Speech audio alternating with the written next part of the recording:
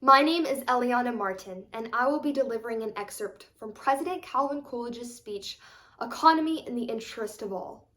This was first delivered to a meeting of the Business Organization of Government on June 30th, 1924. American civilization is the product of a constant and mighty effort.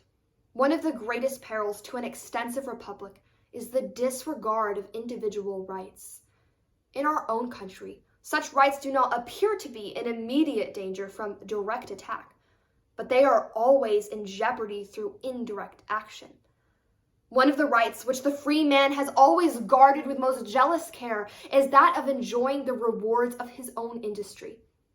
Realizing that the power to tax is the power to destroy, and that the power to take a certain amount of property or income is only another way of saying that for a certain proportion of his time, a citizen must work for the government. The authority to impose a tax on the people has been most carefully guarded.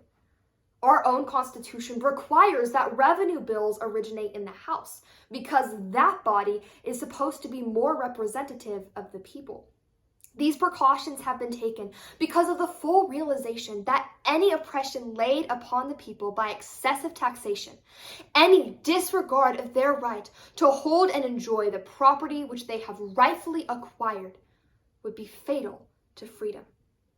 A government which lays taxes on the people, not required by urgent public necessity and sound public policy, is not a protector of liberty, but an instrument of tyranny. It condemns the citizen to servitude. One of the first signs of the breaking down of a free government is a disregard of the taxing power to recognize the right of the people to their own property. It makes little difference whether such a condition is brought about through the will of a dictator, through the power of a military force, or through the pressure of an organized minority. The result is the same. Unless the people can enjoy that reasonable security in the possession of their property, which is guarded by the Constitution against unreasonable taxation, freedom is at an end. The common man is restrained and hampered in his ability to secure food and clothing and shelter. His wages are diminished, his hours of labor lengthened. Against the recurring tendency in this direction, there must be interposed the constant effort of an informed electorate and of patriotic public servants. The importance of a constant reiteration of these principles cannot be overestimated. They cannot be denied. They must not be ignored. There is an urgent necessity for those who are charged with the responsibility of government administration to realize that the people of our country cannot maintain their own high standards. They cannot compete against the lower standards of the rest of the world unless we are free from excessive taxes. With us, economy is imperative. It is a full test of our national character. Bound up in it is the true cause, not of the property interests, not of any privilege, but of all the people. It is preeminently the source of all popular rights. It is always the people who toil that pay. It seems to me, therefore, worthy of our highest endeavor. It is this which gives the real importance to this meeting. We must have no carelessness in our dealings with public property or the expenditure of public money. Such a condition is characteristic either of an undeveloped people or of a decadent civilization. America is neither. It stands strong and vigorous and mature. We must have an administration which is marked not by the inexperience of youth or the futility of age, but by the character and ability of maturity.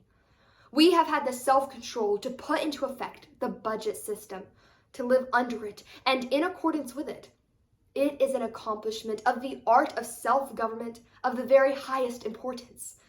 It means that the American government is not a spendthrift, and it is not lacking in the force or disposition to organize and administer its finances in a scientific way.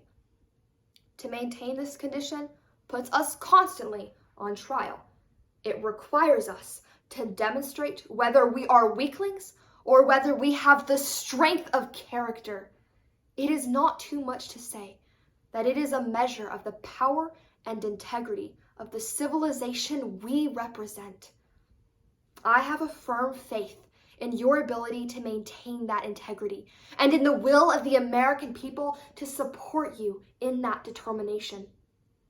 In that faith in you and them, I propose we persevere. I am for economy, and after that, I am for more economy. At this time and under present conditions, that is my conception of serving all people. So far as it is within my power, I will not permit increases in expenditures that threaten to prevent further tax reduction, or that contemplate such an unthinkable thing as increase in taxes.